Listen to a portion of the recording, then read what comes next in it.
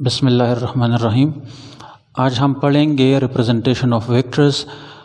पिछले लेक्चर में हमने पढ़ा कि क्वांटिटीज़ हमारे पास डायरेक्शन के लिहाज से दो अक़साम के हैं। एक को हमने वेक्टर का नाम दिया था, दूसरे को स्केलर।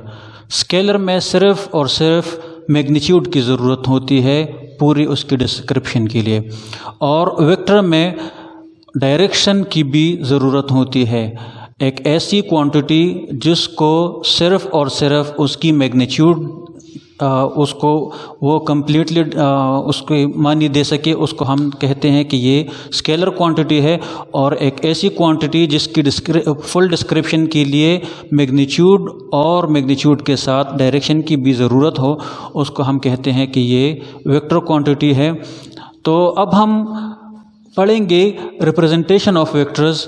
रिप्रेजेंटेशन ऑफ वेक्टर हमारे पास इसलिए ज़रूरी है ताकि जब हम क्वांटिटी की कोई सिंबल लिखें तो वहाँ पर हमें पता चले कि ये वेक्टर है या स्केलर। अगर रिप्रेजेंटेशन हम पढ़ लें तो उसको हम समझ जाएंगे। अगर हमारे पास एक वेक्टर है ए, तो अगर मैं ये मेंशन करना चाहूँ कि ये वेक्टर है तो फिर हम क्या करेंगे, इसको थोड़ा सा बोल्ड लिखेंगे। बोल्ड ए से कोई भी लेटर हो तो उसको हम थोड़ा सा बोल्ड लिखेंगे तो ये हो जाएगा, इसकी ये रिप्रेजेंटेशन हो जाएगी। ये कौन सा है? ये सिंबॉलिक रिप्रेजेंटेशन है।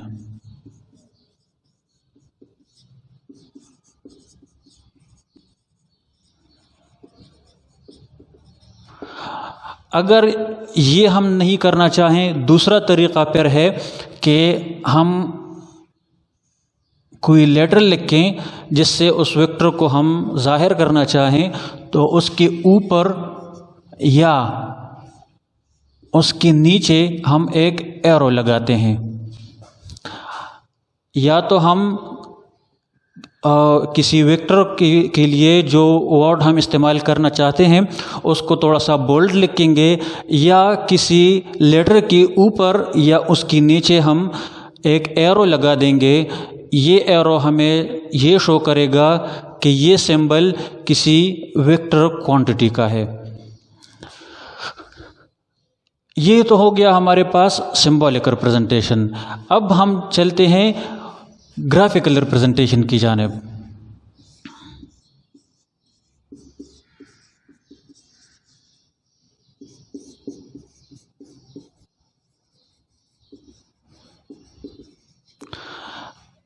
ग्राफिकली अगर हम कोई वेक्टर रिप्रेजेंट करना चाहें तो उसके लिए हमें कुछ स्टेप्स की ज़रूरत होती है। और किसी ग्राफ में जब हम फाइनल जो उसकी डायग्राम शो करते हैं उसमें वो वेक्टर उसको हम किसी एरो से ज़ाहिर करते हैं। ये एरो जिस डायरेक्शन में है उस वेक्टर की जिसको हम शो करना चाहते हैं, ये एरो हेड हमें उस वेक्टर की डायरेक्शन शो करेगा, और इसकी ये जो लंबाई है ये हमें मैग्नीट्यूड शो करेगा। ये टेल जो है ये हमें मैग्नीट्यूड शो करता है, और ये एरो हमें शो करता है डायरेक्शन।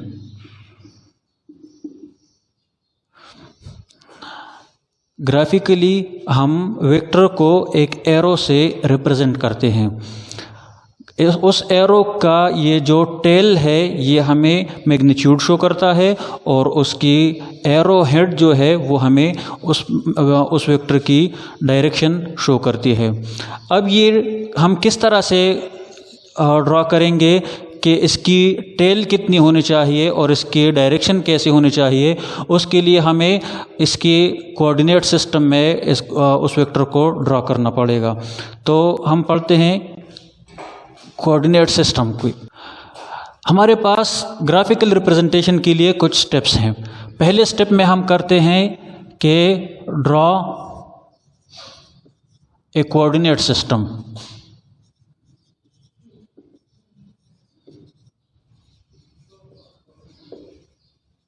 कोऑर्डिनेट सिस्टम सबसे सिंपलेस्ट कौन सा होता है कि एक हॉरिजॉन्टल लाइन और एक वर्टिकल लाइन उसको हम क्रॉस कर लें। लेट्स से ये हमारे पास एक हॉरिजॉन्टल लाइन है और ये हमारे पास एक वर्टिकल लाइन है।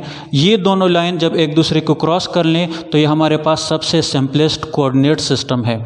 अगर ये हमारे पास जियोग्राफिकल कोऑर्डिनेट सिस्टम है तो इसको हम नाम देंगे फिर नॉर्थ, साउथ, ईस्ट और वेस्ट का, या हम इसको एक्स एक्सिस और वाई एक्सिस भी कह सकते हैं।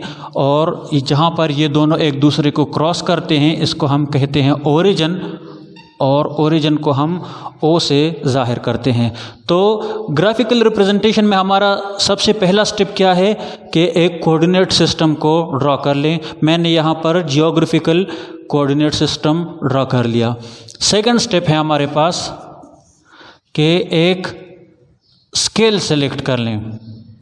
Select a suitable scale. Scale की हमें क्यों ज़रूरत होगी? ये डायग्राम, ये वेक्टर, ये तो हम किसी पेज पर ड्रॉ करेंगे और वेक्टर हमारे पास किलोमीटर्स में भी हो सकता है, मेगामीटर्स में भी हो सकता है। तो हम उसको छोटा ज़ाहिर करने के लिए, उसकी तस्वीर बनाने के लिए उसको हम छोटा करेंगे। मिसाल के तौर पर लेट एक सूटेबल स्केल को मैं सेलेक्ट कर रहा हूँ कि let 10 metres is equal to 1 centimetre. इसी तरह 20 मीटर क्या हो जाएगा? 2 centimetre. 30 metre is equal to 3 centimetre. इसी तरह चलते चलते 100 मीटर ये हो जाएगा 10 सेंटीमीटर की। अब ये 10 सेंटीमीटर किसी कॉपी में, किसी नोटबुक में इजीली ये ड्रॉ हो सकता है। तो और अगर हम सूटेबल स्केल को सेलेक्ट ना करें तो 100 मीटर की कोई भी हमारे पास कागज़ नहीं होती। तो सूटेबल स्केल को हम इसलिए ये सेलेक्ट करते हैं। अच्छा, थर्ड नंबर हमारा स्टेप क्या है कि हम जो वेक्टर ड्रॉ करना चाहते हैं उस डायरेक्शन में हम कोई लाइन ड्रॉ कर लें। Draw a line in the direction of the vector.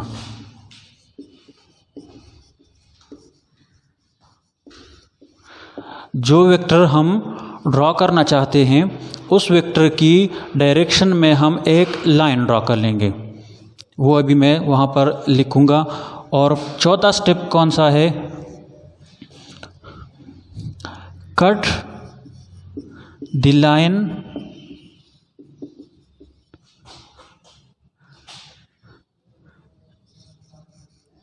Equal to, cut the line equal को हमें रिमूव कर रहा हूँ, cut the line according to the selected scale.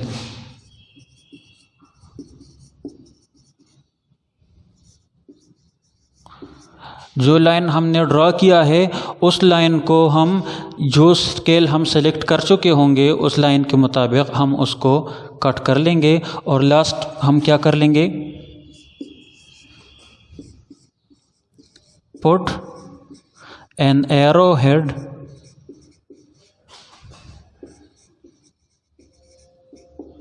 In the direction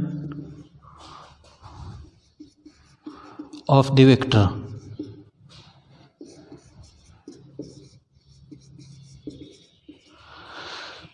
मिसाल के तौर पर इसमें ये स्टेप्स मैं फॉलो कर रहा हूँ। सबसे पहला स्टेप कौन सा है? कोऑर्डिनेट सिस्टम को आप ड्रॉ कर लें। ये मैंने कोऑर्डिनेट सिस्टम ड्रॉ कर लिया। अब क्या है? Suitable scale. ये मैंने सूटेबल स्केल सेलेक्ट की अपने डायग्राम के लिए। और फिर क्या है?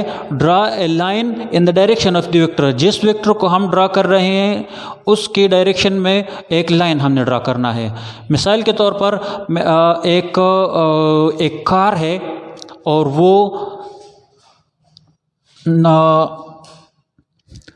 एक कार है और वो 30 डिग्री नॉर्थ ऑफ ईस्ट ये मूव हो रही है और वो कितना फासला तय कर रहा है, वो 50 मीटर डिस्टेंस उसने तय कर लिया है। इसके लिए मैं वेक्टर ड्रा करना चाहता हूँ। एक कार है वो 30 degree north of east move हो रहा है और वो 50 मीटर फासला तय करेगा। तो इसके लिए मैं यहाँ पर ये लिखूँगा। तो मैं 30 डिग्री पर एक लाइन ड्रा कर लूँगा। ये मैं 3rd नंबर स्टेप उसको मैं डिमॉन्स्ट्रेट कर रहा हूँ। तो 3rd नंबर उस डायरेक्शन में यहाँ से मैं 30 डिग्री लाइन ड्रा कर लूँगा। ये मैंने अप्रॉक्सीमेटली 30 डिग्री लाइन उसको ड्रॉ कर लिया। अब क्या है, चौथा, cut the line according to the selected scale. ये जो स्केल मैंने सेलेक्ट किया हुआ है इसके मुताबिक इस लाइन को हम वो बाकी उससे रिमूव कर लेंगे, उतना हम बाकी छोड़ देंगे। तो ये 50 मीटर है। इस स्केल के मुताबिक 50 मीटर 5 सेंटीमीटर के बराबर होगा। ये जो स्केल हमने सेलेक्ट किया हुआ है इसके मुताबिक 50 मीटर 5 सेंटीमीटर के बराबर होगा।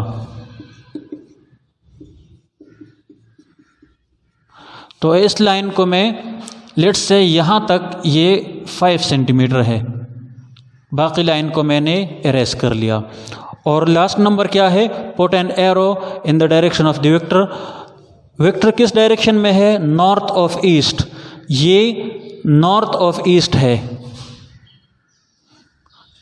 तो यहाँ पर मैं क्या लिखूँगा, यहाँ पर मैं एक एरो लगा दूँगा और उसके बाद यहाँ पर इस जगह को कोई नाम दे दूँगा। लेट्स से ये हमारे पास पॉइंट P है। तो OP इज इक्वल टू, हमारे पास गिवन वेक्टर है, ये क्या हमें शो कर रहा है, ये हमें कोई डिस्प्लेसमेंट शो कर रहा है। OP is equal to S। OC लेकर P तक ये जो वेक्टर है इसको मैंने S का नाम दे दिया और ये हमारे पास ग्राफिकल रिप्रेजेंटेशन हो गया है।